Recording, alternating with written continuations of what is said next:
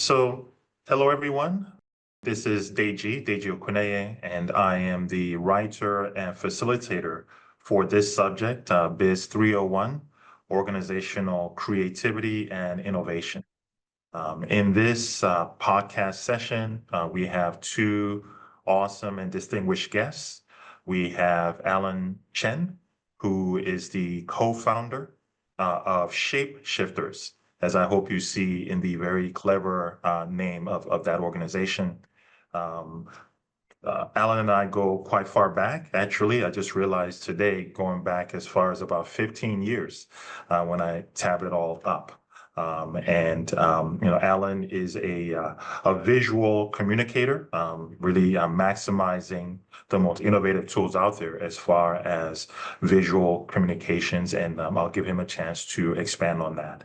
We also have Jonathan Chack. Jonathan is the founder of S3 Group, and he just has extensive, in fact, decades of experience in the entrepreneurial world, advising, coaching, mentoring startups, including being an entrepreneur himself. I hope you can understand why I've selected these particular gentlemen to speak to this particular topic of the role of creativity and innovation, just in the business world, for our careers and the like. And so just beyond that, if you gentlemen don't mind, just please quickly give us a quick introduction to yourselves again. We'll start with Alan.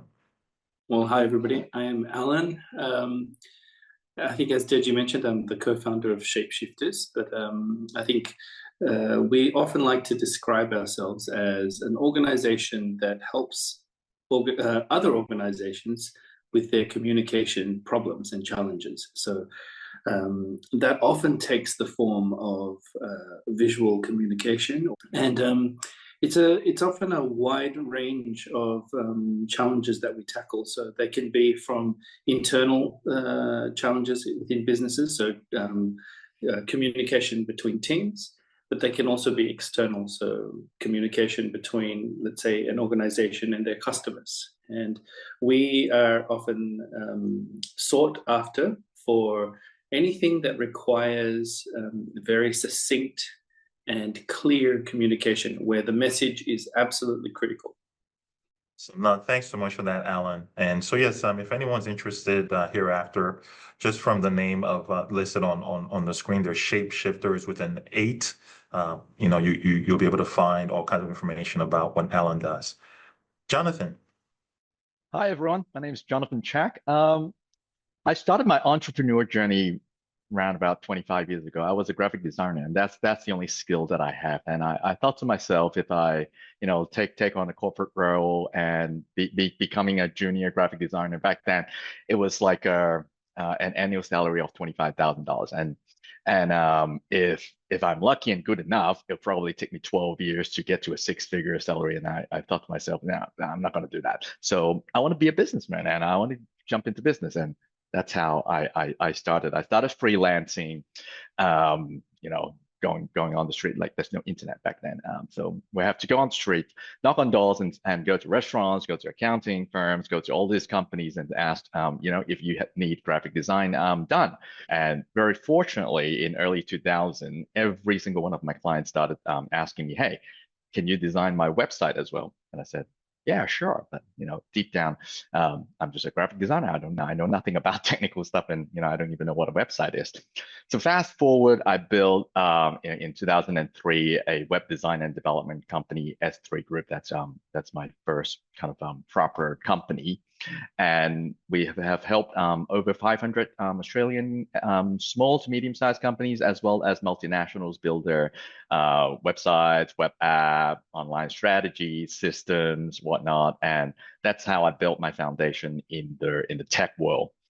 We did that for 7-8 years, and we started to feel a little bit sick of working with clients. They never listen. They thought everything is very easy, but it's actually not. But because we have a very good foundation in production and building things, so we started building our own kind of ventures. And because we can build things, we thought to ourselves, we'll just think of an idea and we'll just build it. we must have tried more than 50 ideas during the course of a few years. Some, most of them failed. Some went better than others. Eventually, fast forward, we sold a couple of our businesses around about 2013. So that's when the tech ecosystem really just starting to happen in Australia. And so after that, I started working with the ecosystem, with young entrepreneurs who wants to, I have an idea, I want to go out there and start doing things. So I went into the whole rabbit hole of mentoring, working with startups, helping them with growth strategy, ideation, market validation, and capital raising. One thing leads to another. I started looking at non-dilutive government grant funding for my clients. So before I know it, I actually worked for the New South Wales government as one of the senior advisors on one of the grant programs. And being an entrepreneur, all of a sudden I have to work for someone, and that is the Australian government. It is a really big change. But despite that, I spent 6 years with different levels of government in state government and also in federal government administering different programs. And for the last 18 months, I've just been working with various different startups and helping them with their capital needs. So happy to be here to share anything that I can add value to. Oh, awesome, gentlemen. So I think it's quite clear why you would be quite ideal to speak to a topic like this. So just to summarize, this subject, it's a required subject within the business program, organizational creativity and innovation. The idea being that students going out there into the business world in whatever capacity really want to be thinking as creatively and innovatively as they can to maximize their chances. And so just based on what you've just, introduced to us, gentlemen, I'll start with the first question. Is indeed creativity and innovation, is it actually essential to today's workplace? We'll start with Alan. Absolutely. I think creativity is absolutely essential to our success. But I think it's also important for us to define what creativity means. And I think there's a bit of a perception that creativity is something that is the reserve of the super artistic, or for things that are massively innovative like AI and internet and things like that, right? But I think that the truth is creativity is it's essentially the human potential to be able to think in a way that is different, that provides a novel solution to ideas and to problems, that is also useful in some way. So by saying that, creativity is something that you can apply to anything that requires a degree of human intelligence. So that's a very, very broad umbrella. But I think in terms of the long-term success of people, creativity it's been helping us survive since our earliest humble history, from back when we were living in caves still, the creation of fire and stone tools. Those are I think you got to consider that these are things that were created without YouTube, without any manual for how this was created. That people literally had to come up with these things because they needed it to survive. So creativity is a essential ingredient to the survival of who we are. But moving forward into into modern times, it's helped us continue to thrive. It can help you at an individual level, where you think about problems in a way that nobody else really considers, or you approach things in a way that is just unique enough that it shifts the thinking of your thinking and other people's thinking. Even one degree is enough to consider it being creative. So it's been, I think, a valuable aspect of humanity since time immemorial, but continues to help us advance, even as we kind of approach this era where artificial intelligence is making massive waves. Creativity is going to help us be able to continue to innovate. No, thank you so much for that, Alan. So much there, but just to sort of pinpoint, because these very, everything that you said are very specific things in this subject. The fact that creativity and innovation, we depend on it. It's always been there. That it's not for a special few. It's something that can actually be tapped into and developed. and that it doesn't even entail some sort of massive leap. It can actually be just tweaks, right? It can just be tweaks of what already exists.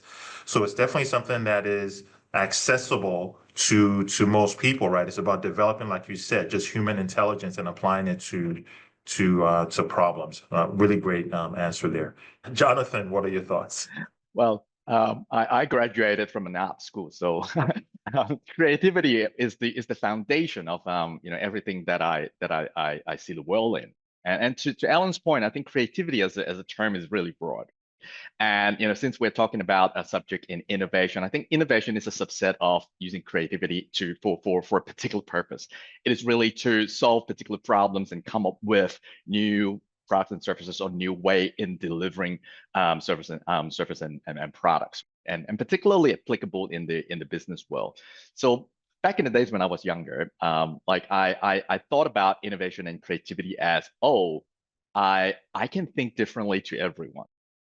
And to a degree that might be true in some degree, but throughout the years, in the business world and just pure aging, I come to a realization that a lot of people go into the blind spot of, I just want to be different. That's why I thought I am innovating, or I want to innovate because I don't like whatever is happening right now, or I don't want to be associated with such a group or a particular community or whatever that is.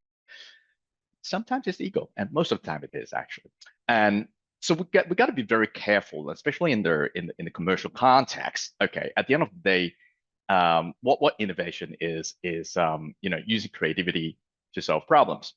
And the challenge is not really to come up with new ideas, but it's really the essence is to understand the motivations of so many different stakeholders and parties, and then synthesizing that and through your understanding in society, in humanity, in the organization, in the domain that you're operating in, using different ways to solve the same problem or come up with new tools. And a lot of the times innovation, as Alan has mentioned, it might not mean that you are developing a new drug that can cure cancer, or you're developing the new large language model that can perform 100x compared to whatever is available in the market. It could also be applied. Most innovation actually comes in applying other people's invention. And I think in today's workplace, even more so, because the advance of AI and other technology, it's going like 10,000 miles an hour. Is if you're equipped with the open mindedness of seeing problems differently and understanding what tools is available right now, you'll probably do a lot better than the average person. Awesome. No, thanks so much for that, Jonathan. Yeah, even with what you ended up with is just, the significance. Well, first off, the speed at which change is happening, and it just seems to be at rocket speed right now, and it just becomes that much more essential that we, as much as we can, stay on top of or stay ahead of what's happening.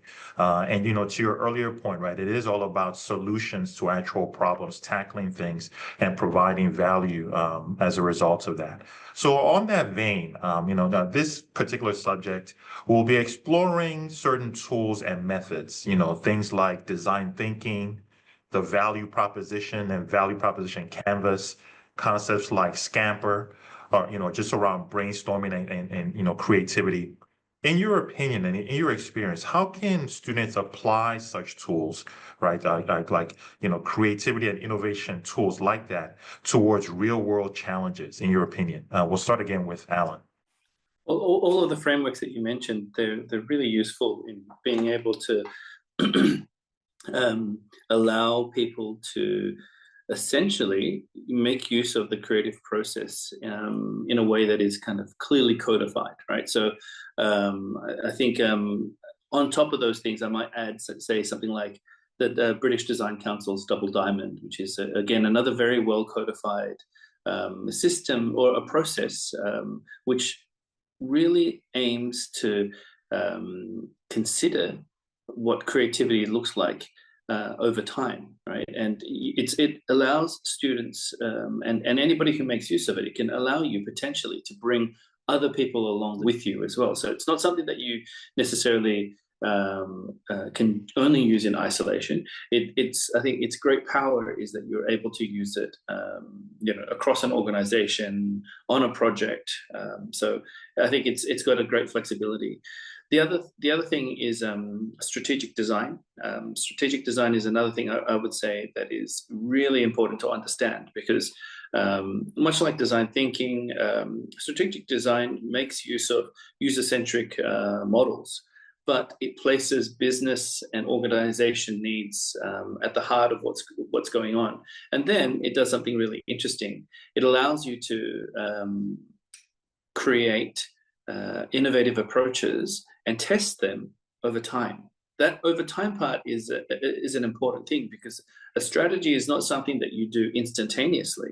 It takes a little while for things to be implemented. So I think the strategic design is a really important thing to take into consideration. Another model that I think is getting a little bit of traction, or quite a lot of traction these days, is life-centered design. Now, life-centered design is essentially where you take into account the entire life cycle of products and services, and you consider the impact of decision-making and the processes on the global economy, as well as the ecology. So this is kind of similar to things like circular design or donut economics, where you are considering more than just the immediate thing that you are answering. So each of these frameworks are useful in their own right. They are things that can be applied on smaller projects, but their great power is truly realized when you are applying it across broader things, like bigger projects with more people, because you are then leveraging multiple perspectives, and that the shift in perspective is a very valuable thing for anybody looking to have longevity in their career, but also think in a way that is adaptable. So I think these are kind of useful. I hope that answers some of the questions. Absolutely, Alan. And yes, just you touched on many things there, but to your last point around ecological and just social environmental factors, even those alone provide opportunities in and of themselves, right? Kind of tying that back to what Jonathan was saying about how we don't even necessarily have to make these giant leaps. Sometimes it's just looking at what already exists and then considering what you just said. Okay, well, what does this mean in terms of the impacts on other stakeholders in other parts of the world? That could, in and of itself, could be an opportunity and a value proposition in and of itself, right? So really, really great points there. Jonathan, again, what are your thoughts? Design thinking, the value proposition canvas, user personas. How can students apply these to real world challenges? These frameworks and tools, we call them, it's really good, extremely useful in collaborative environments. It codifies a lot of thought process, and we're talking about the same thing. It's like the famous success thinking, like the black hat is we talk about risk right now. So that scenario in a collaborative environment, it's really useful. From my personal experience, I do have a different view when it comes to using these tools, or we need to have a balanced perspective on how we actually utilize these tools, because it actually go against the fundamental concept of creativity, because it actually gives you a box. In the startup world, we use the lean canvas a lot, extensively. It's an extension to the business model canvas, which is a more simplified version. Just by putting things inside the box, you are actually forcing yourself into the boxes. What are your North Star metrics? What are your unique value proposition, and who are your customers? And I do a lot of mentoring, and through mentoring sessions, these tools are great because it visualizes what the founder has been thinking about and what's actually in their mind. And as a coach or as a mentor, we can very easily visualize, oh, okay, this is what you've thought about, this is what you have not thought about. And it's easy from a communication perspective. But when it comes to, really coming up with innovative solution, visual cognitive thinking is really good for me. Like I remember a study says like humans are only divided into 3 types of learning mode. Some people are visual, some people are audio, some people are kinesthetic. And interestingly, a very large proportion of our society are actually visual people, comparatively, and kinesthetic is the smallest group. That's why I remember, don't hold me to it. But the point is, when we're working with others, especially if you want to communicate creativity or new ideas and innovation, these tools work really well and visually communicated very well. The people that can communicate new ideas, well, would tend to be those that succeed better. Because if you can't explain something to another person, like the chance of it being materialized in our society or in the workplace, goes lower. But I would go against, the heavy reliance on such tools when building your own business or thinking about ways to solve different problems in a different way. So we need to make educated decisions on what tools we pull and how we use it. And it also depends on your personal personality and your way of doing things as well. Everyone's slightly different. So yeah, that would be my advice. Oh, awesome. Thanks so much for that, Jonathan. And in fact, I agree in that I think to summarize what you're saying is that, maybe it kind of helps to first kind of understand what the frameworks are and then go beyond that, right? Possibly, when you understand the rules of the frameworks, it actually puts you in a strong position to break them or to go beyond that and actually apply them in a lot more fluid, interconnected, or beyond that sort of way. So, just within what you said, right? We know a lot of the people reviewing this discussion, they're completing a study into these topics so that they can go out there and apply these sort of things. In your view, what kind of challenges or risks, in fact, does a student face as they try? Maybe, they might just be starting their career or looking to transition or advance. And, we're challenging them to be innovative and to take these chances and to take risks. What's your advice, Alan, to such a student in terms of, how do they deal with or manage the risk that comes with trying to be innovative, whether within an organization or even independently, much like what you've done with your career? That's another really great question. I don't know that there is a simple answer to how you manage risk.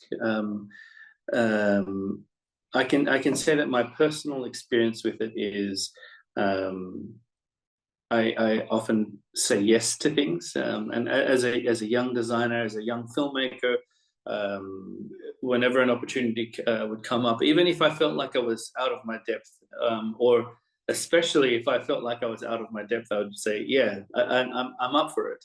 And I think that's because that there's going to be a lot of learnings that come from taking on things that are difficult, that are potentially risky.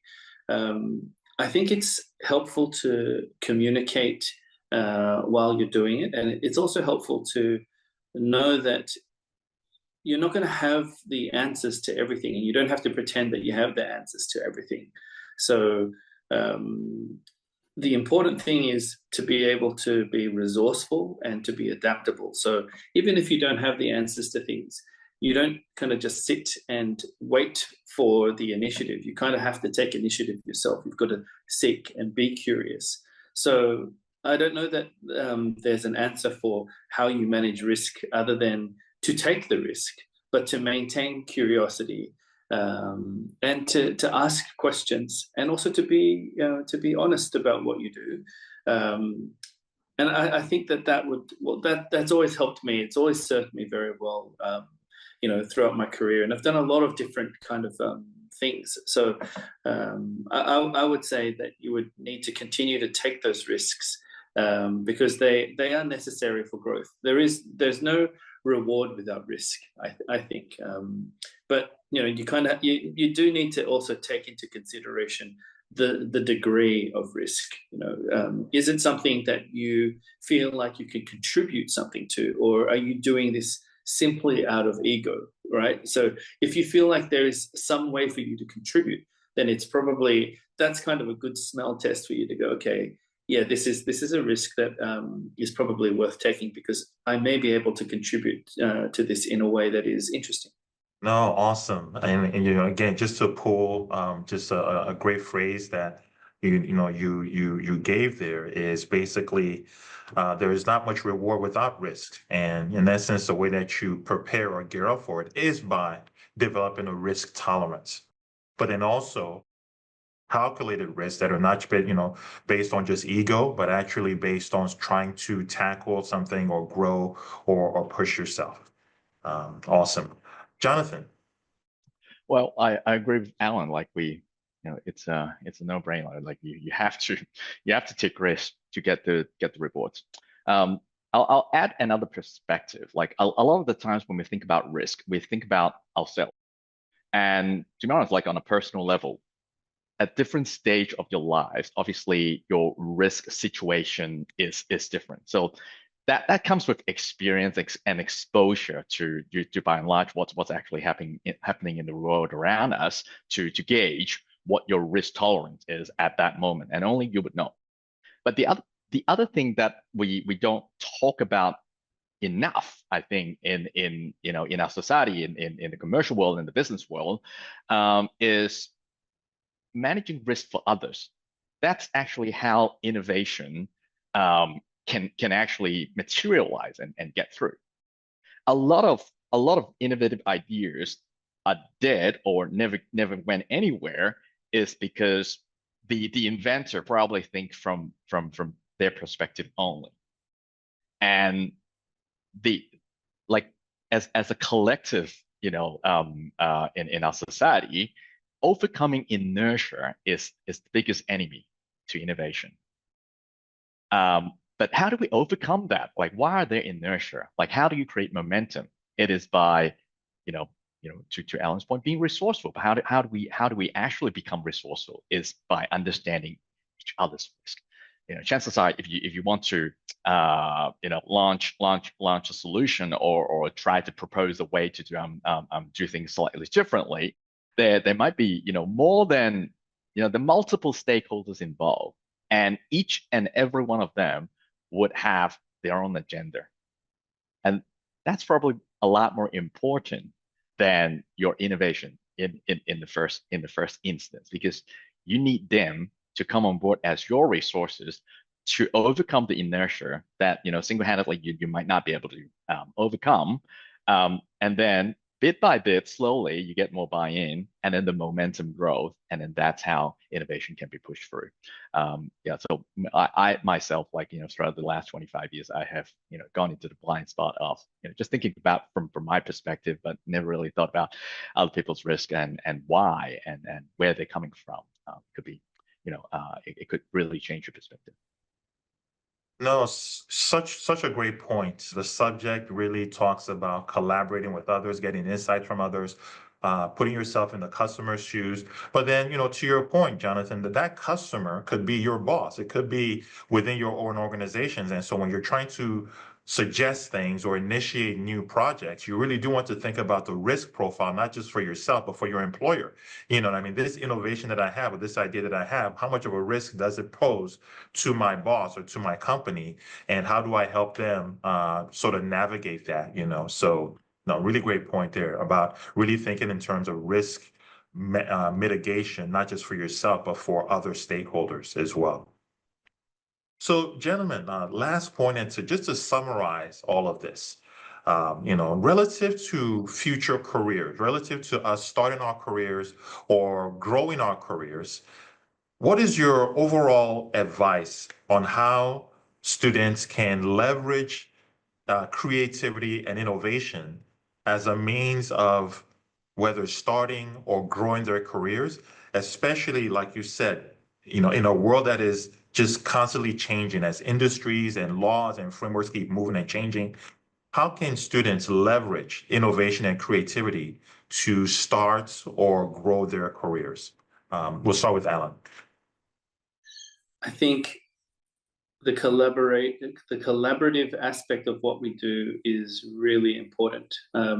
There's this idea that about wicked problems. Wicked problems are problems that are not easily solvable, right? Like things like poverty. You can't just erase poverty by throwing money at poverty. There's a lot of aspects of it that are difficult. Now, one of the things that they say is useful in being able to tackle wicked problems in a holistic sense is by taking on board multiple perspectives. And by having different perspectives, you tackle problems in a way that you yourself as an individual would never have thought about, because your life experience, your personal preferences, they may not have allowed you to see a problem in a way that is beyond your own thing. But by leveraging multiple perspectives, you are able to do this. So you're able to tackle things that are very, very complicated in nature. And innovation can sometimes be very complicated in nature. The problems that we're faced with can sometimes be very complicated. So being collaborative and being open to different perspectives I think, is a very important thing for anybody looking to grow their careers in a way that is meaningful and has some sense of longevity. Needs to be able to work with others. I think that that's a very important part. And the other thing is probably to stay curious. That's going to always be a valuable thing, because the world will never stop changing. That's what it does. Like, things keep changing. I think that's one constant. But being curious is useful to you, because it can potentially allow you to stay abreast of things, or just maintain enough interest that you are aware of the subtle shifts that are happening, and I think those two things, so collaboration and curiosity, are kind of core strengths for us to be able to adopt, and then for us to be able to be adaptable. I think that those kind of allow us to reshape ourselves to fit essentially whatever problem arises. So you kind of don't want to be a one-trick pony, but more of a person who has a flexible mind, kind of like the idea of a master key that can open all the doors. And it's easier said than done, but I think it starts with being curious, being collaborative, and being adaptable. The shapeshifter. Exactly. The only constant is change, folks. And, whether we like it or not, we do need to stay curious. We do need to stay a student. We need to stay informed of what's happening. We might even be the one to identify these changes before our boss and before our employer, and come up with the solutions that keep the business in business and not be Blockbuster Video or Nokia or BlackBerry. So, really great points there, Alan. Jonathan. Well, I can't agree more with Alan. Curiosity is the pinnacle to embracing creativity. I would say curiosity is actually the fuel for creativity. And I personally live by the principle of I don't know what I don't know. And the more you know, the more you realize that you don't know. And it is that, the constant curiosity that get us going into exploring different things. So my advice would be, don't be afraid to waste time going down a rabbit hole, even if there is no outcome. Because what you learn here, and I believe everything in our world is actually connected. So if you go down the rabbit hole in this topic, chances are you will learn something that prepares you for tackling something else in another domain And then ultimately, if you have, lived long enough and see, exposed to more things, then you would realize, oh, actually, they're all the same from a principal perspective. So I wouldn't be afraid to go down rabbit holes. Of course, like, according to your available time and interest. And the other thing also is try it. Just go try do something. I've mentored over 1,000, wannabe entrepreneur or entrepreneurs or experienced entrepreneurs, but there's one common theme.